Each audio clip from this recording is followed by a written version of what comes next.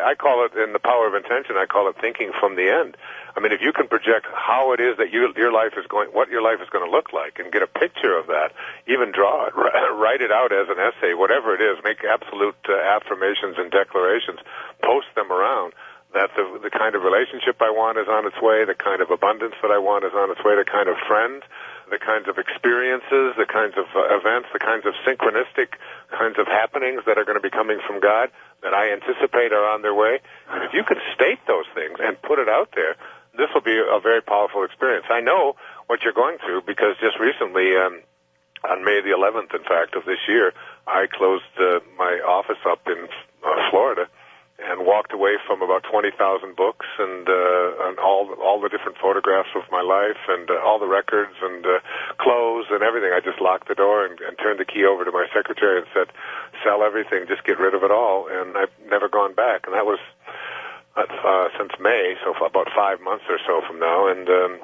it was not only a very important and powerful experience, but it was an enlightening experience to see, because that's basically what we have to do anyway. Ultimately, we have to leave behind all of that, all of those things that we're attached to. The other thing is, though, that you have to have an affirmation, and the affirmation is that what I desire is on its way. Not that it might not happen or it won't work, but that it's on its way. So then now you'll start looking for clues that give evidence that it really is on its way. And instead of something being an obstacle and proof that it's not on its way, you'll say, okay, so here's, you'll start looking at everything that shows up as an indication that what you are creating or manifesting is certainly heading right in your direction. The way that you change fearful thoughts, is not so much by changing the thought as by giving yourself a reason to no longer have that thought. And the thing that you want to do with that is, if nothing else, is to, after work today or tomorrow, go to a battered women's center and sign up as a volunteer. Or, start bringing clients into your home, or take a course at a college or a university nearby that gives you, some counseling experience, whatever it might be, where, see, the key thing always in life, I think, is not so much where you are, but in what direction are you headed. And if you're continuing to feel bad and not feel fulfilled, feel hurt, depressed, whatever it might be, but going to work every day doing the same thing, then you're heading in the same direction that's going to bring more of these lack of fulfillment thoughts. But if you take one step, like I just suggested, in the direction of fulfilling your dream, you'll meet somebody. I mean, you'll meet somebody in a class that you're taking, or you'll meet somebody at a shelter, or you'll meet a woman that needs your help, and you'll invite her over to your home and maybe help to give her some advice, whatever it is. Then you'll know that you. So then the next day you take a second step, and then the third step, and before you know it, you wake up one day and you say, you know what?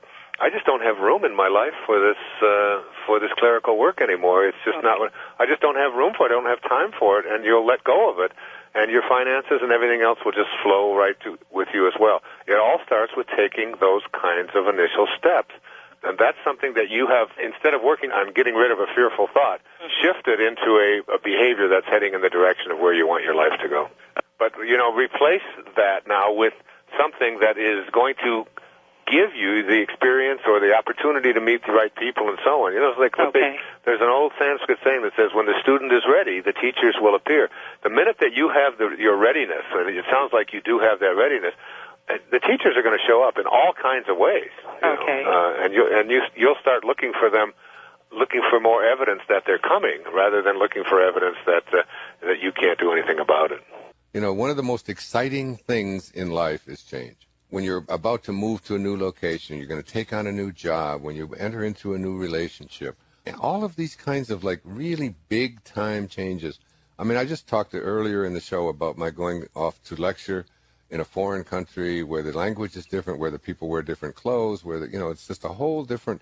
You get off of a plane after 20 some hours or so, and you're in the middle of the desert, and there's camels walking around, and there's a part of you that says, oh, my God, this is too scary. I'm just not going to do that. So I'm just going to stay in my box. And then at the end of my life, you can say to someone, have you lived 90 years, or have you lived 1 year 90 times? And living 1 year 90 times is not what you want to do. And there's that excitement of trying something new. I just got a thing in my ear that we have less than a minute to go.